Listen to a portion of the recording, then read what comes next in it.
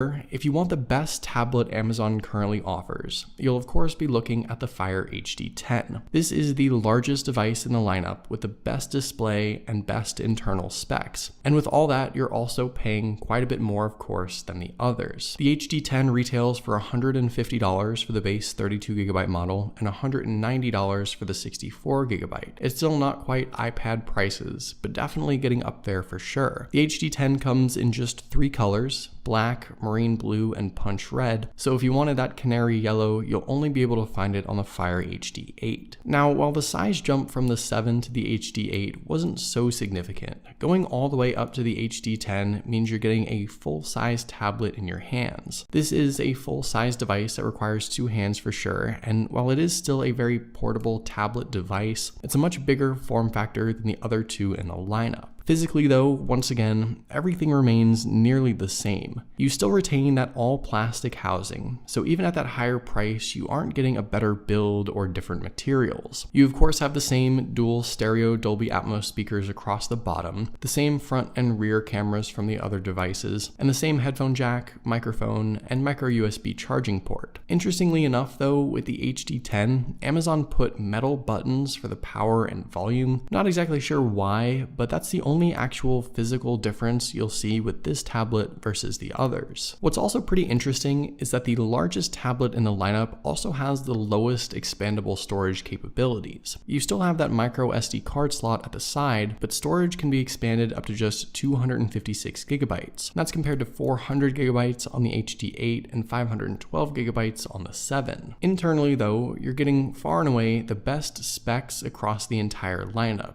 just as you would expect. Inside, there's a 1.8 GHz quad-core processor and 2 GB of RAM. However, battery life is the same as the HD 8, about 10 hours of use. Part of the reason why the HD 10 doesn't get better battery life, even though it might be a bigger and better tablet, has to do with the better specs inside, but also the larger, higher resolution display it packs as well. The Fire HD 10 offers a full 1080p HD display at a resolution of 1920 by 1200. It's the largest and sharpest display in the lineup, and if you care at all about how your content looks, this is going to be the tablet for you. Again, it is not going to compete with the likes of an iPad, but this is as good as it gets when it comes to Amazon's Fire tablets, and I think the 1080p display here is great for watching TV shows and movies or reading books. The viewing experience is solid, and the user interface is pretty smooth as well for navigating simple apps and browsing the web. Even with the full-sized, highest-priced tablet,